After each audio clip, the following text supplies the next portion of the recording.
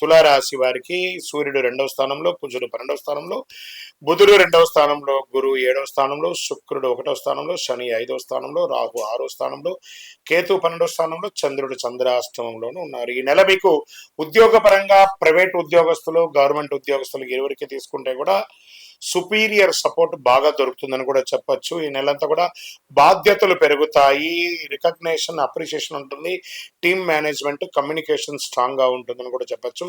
అదే సమయంలో mental stress కూడా ఉంటుంది, డెడ్ లైన్స్ ఎక్కువ ఉంటుంది, చిన్న చిన్న టెన్షన్స్ కూడా ఉంటుందని కూడా చెప్పొచ్చు. ఇంకా వ్యాపారస్తులకు వచ్చేటప్పటికి పార్ట్నర్షిప్ బెనిఫిట్స్ కూడా కొంచెం పెరిగే అవకాశాలు బాగా కనబడుతున్నాయి. కొత్త డీల్స్ కుదురుతాయి, కస్టమర్స్ బాగా పెరుగుతారు. ఇది ఏంటి గురుగారు ఎప్పుడు మీరు తులారాశికి బాగుందని చెప్తున్నారు, ఈ మధ్య మాకు బాగుండట్లేదు. నమ్మండి తులారాశి మిత్రులారా, గత చెడు అనుభవాలంతా పోయింది, ఇప్పుడు అన్ని నిజంగానే బాగుంది. మీరు బాగున్నారు, అద్భుతంగా ఉంటారు. మంచి మంచి సెకండ్ హాఫ్ లో మంచి మంచి అవకాశాలు బాగా కనబడుతున్నాయి.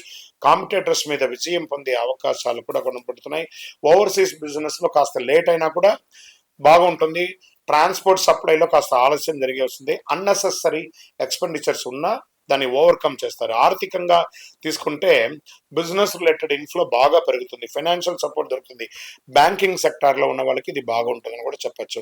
లేదా మీరు బ్యాంక్ లోన్ కోసం ట్రై చేస్తున్నారా, చిట్ ఫండ్స్ ద్వారా చూస్తున్నారా, ఏదైనా పర్మిషన్స్ కోసం ఎదురు చూస్తున్నారా, ఇవన్నీ కూడా గుడ్ టైం అని కూడా చెప్పొచ్చు. ఇంకా హాస్పిటల్ ఖర్చులు పెరిగే అవకాశాలు ఉన్నాయి, ఆర్థికంగా వెహికల్ ఖర్చులు పెరిగే అవకాశాలు ఉన్నాయి. మాస ద్వితీయంలో కాస్త పైసలు నిలబడడం కొంచెం ఇబ్బందిగా ఉంటుంది, ఖర్చులు పెరిగే అవకాశం ఉన్నాయి.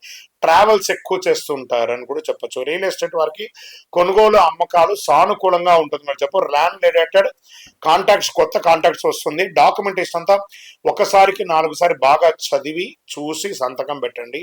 హౌస్ షిఫ్టింగ్, రిపేర్స్ వచ్చే అవకాశాలు ఉన్నాయి. స్వయం ఉపాధి వాళ్ళకి కొత్త అవకాశాలు బాగా ఉన్నాయని చెప్పొచ్చు. స్మాల్ ప్రాఫిట్స్ వస్తూనే ఉంటుంది. సోషల్ కాంటాక్ట్స్, ఇన్ఫ్లుయెన్స్ పెరుగుతాయి. స్వయం ఉపాధి వారికి ఓవరాల్ ఈ నెలంతా కూడా చాలా బాగుంటుంది. విద్యార్థుల దృష్టి, కాన్సన్ట్రేషన్ బాగా పెరుగుతుంది.